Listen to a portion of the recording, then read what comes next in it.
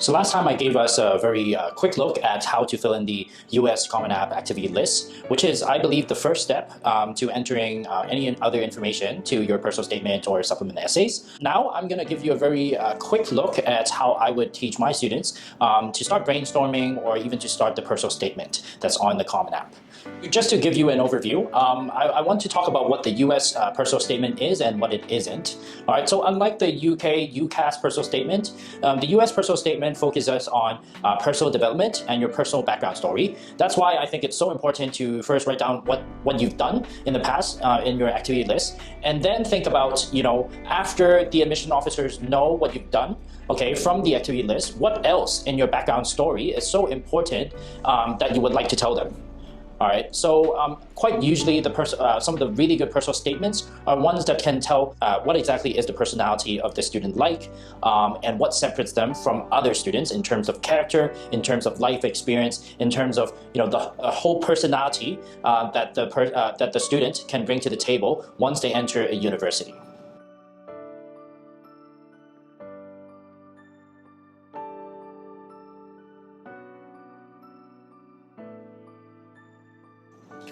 All right, guys, so here I am on the Common Application account, and just for demonstration's sake, I put in Princeton University in my colleges.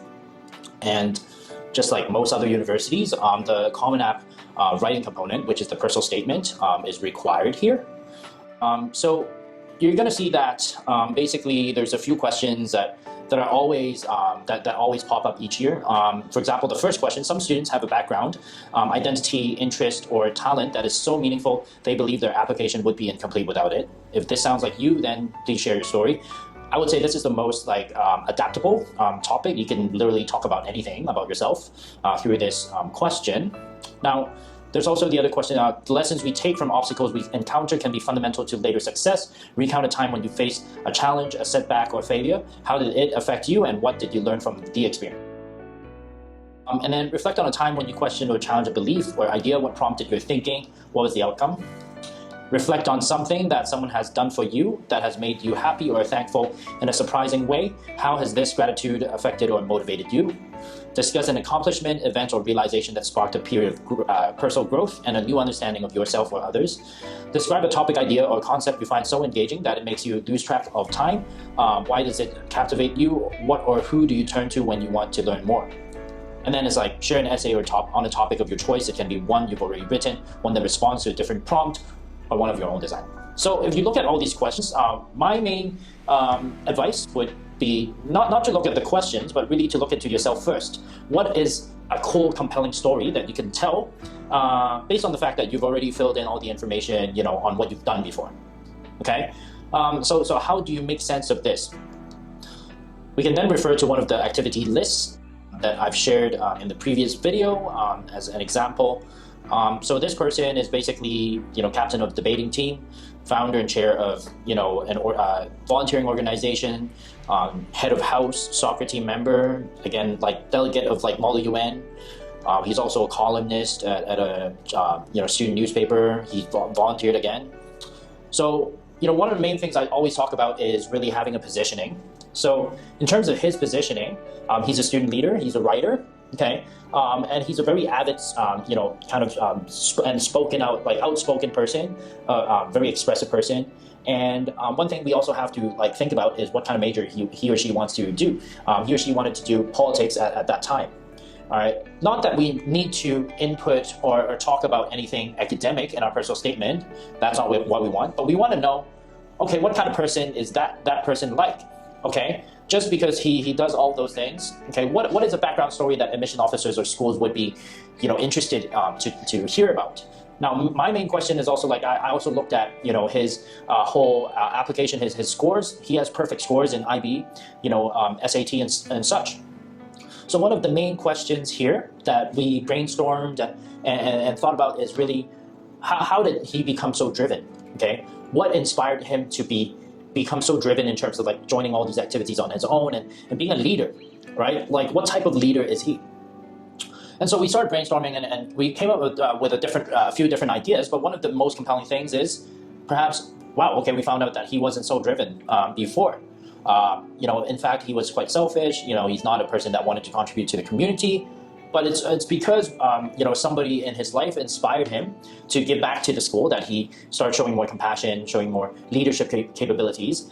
And in the end, he basically turned from this arrogant student athlete who's always been an over-accomplishing person, but overachieving person. But now he has a different purpose in his achievements. He wants to use his achievements to give back to the school community, and hence why he started all these volunteering organizations, or why he joined so many charity events. So if you look at the personal statement that we crafted later on, it's something that complements his activity list and then fills in the blanks of his activity list. Okay. I can give you another quick example of a kid that recently entered Princeton. His activity list is basically, because he wanted to study biochem.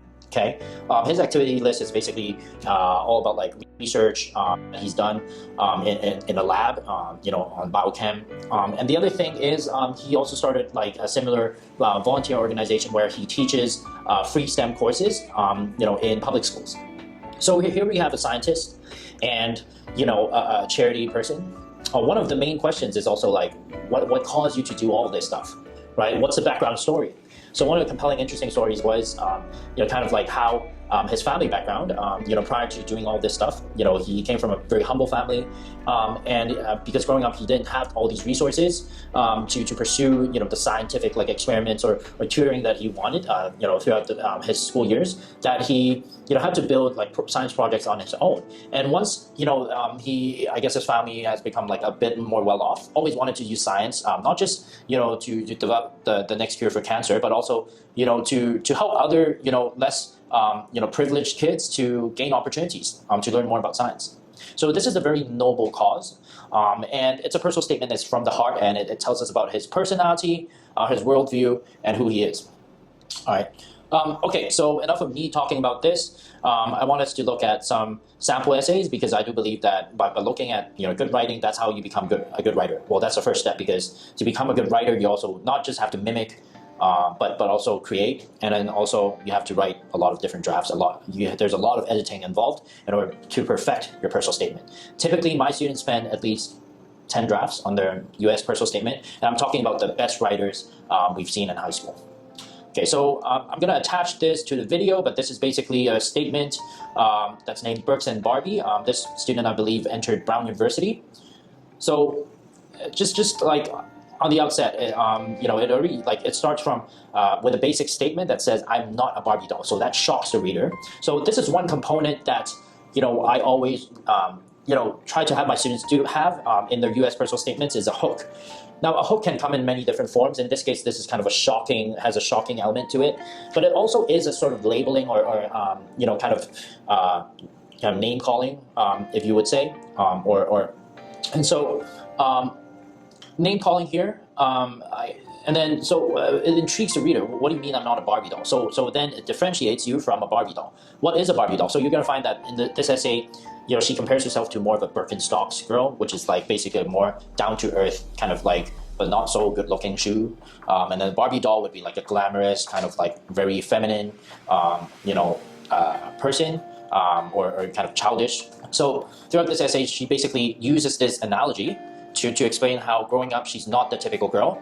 Unlike other girls, she's into chemistry and biology, and just her whole mindset of being different, and how that stems from her personal background, her family background. She came from a bunch of strong women. And then lastly, she talks about what she wants to accomplish in the future. She wants to be invincible, be that invincible revolutionary girl who wears her Birks. So one of the main things we get from this is she really is confident about who she is. What she doesn't do is she doesn't try to create a persona that's likable by any person. She doesn't care, okay? She is able to identify who she is, which is she's kind of a chemistry, biology nerd. She's very outspoken about who she is. She's kind of plain, not glamorous, very down to earth, and she's not afraid to speak out her own opinions, okay? And so through this story, we're able to see who she is. Now, you can look at many different personal statements, but there's a basic structure to all of this madness that I generally have my students follow. So I talked about having a hook just now, all right? So that's the first step Now, just like in Burton Barbies, the hook is essentially, kind of I guess a name, kind of like a labeling or a nickname. But if you can't think of a nickname, you don't necessarily have to make one up for yourself, right? But it's also really like you have to think of a positive and somewhat quirky nickname. So some of the nicknames some of my former students have used are like, so there's this girl that basically is really unconventional as well. She's like a skateboarder. She's basically a daredevil, but she's super introverted, and then she's a hockey player. So we're thinking like, what do your classmates call you? Okay, so it's very natural for her to be like, oh, actually on campus everyone calls me Crazy Maggie. Okay, so that's stuck. And so throughout the whole essay we're explaining, how did she get the reputation of being the Crazy Maggie, right? Another example is there's a student who is basically want to become an engineer, but then because of his upbringing, living in different countries, ranging from like Switzerland to like Houston, the US and China and Hong Kong, he's developed a very kind of rich sense of maturity that other kids his age don't have. And one of his skill sets is really being able to say no when everyone agrees. So we call him the devil's advocate, right? So perhaps you've already kind of like gained some sort of idea in terms of what this means. Like what do we need in the hook? You don't need a sort of labeling or necessarily like a nickname, but you want to summarize like what's special about you. Okay, all right. So if you're a student athlete, you're also like a magician, right? And then you're also in a debate team. Okay, what are the qualities that kind of is behind all this craziness? So that's one way to start the hook. Now a lot of times that might not be feasible. So we might have like a memorable like story that tells us who we are. All right, so a memorable story that defines you. All right, so what is a memorable story that defines you? Okay, for example, there's another student, he's like a golfer, that's part of his identity. And he's also a person that has done a lot of charity work, through his golf career. That answers a lot of the why he does golf kind of question. He's trying to prove that he's not a jock. Okay, he's trying to prove that he's not just a student athlete, but he's a wholesome human being who cares about other people. So the starting scene, the whole story is basically about how he was able to impact little kids who are underprivileged to basically play the sport of golf, which has always been deemed as a very elitist or a rich man sport, right? So the beginning part is really we thought about like a memorable story. Basically, like the story when he's been standing under the sun for like a whole day, like teaching kids. And then sweating, just dehydrated, but seeing when, a kid is able to hit his first ball into the hole, and then the kid was screaming, yeah, all right? So that is a story that defines him because he's the cheerleader behind that person, and that is what we wanted to capture in that story. Okay, so there's many different forms of hook, but just play around with it. Sometimes it takes us like, with structuring an essay, it takes quite a bit of thought and quite a bit of rearranging to get the perfect product. And even if you think it's a perfect product, it might not be 100% perfect. But that's what we strive for. Now, second thing would be really the storyline, okay? All right, I typically compare the personal statement to really a hero's journey. What does it mean? Like, so when you're looking at like watching a Marvel movie, okay, it's usually about like superheroes coming up, okay? So if you follow like Spider-Man or Batman or whatever Wonder Woman, okay? Basically, in the beginning, it's usually just like, we see the origins of how that person developed these super human capabilities, and then kind of like we see some obstacles that he or she has encountered, and then how she was able to overcome some of these, but then, there's a climax, right? Which points towards their like most important achievement. And then there's kind of like a resolution where we look forward to the next movie. Basically, okay? So the personal statement is essentially like very similar in that we need a compelling storyline. So what is a compelling storyline? Let's take a look at that. Okay, so a good story has a exposition, which is a fancy word for a beginning, right? And then the rising action, the climax, and then kind of like the falling action. Okay, resolution.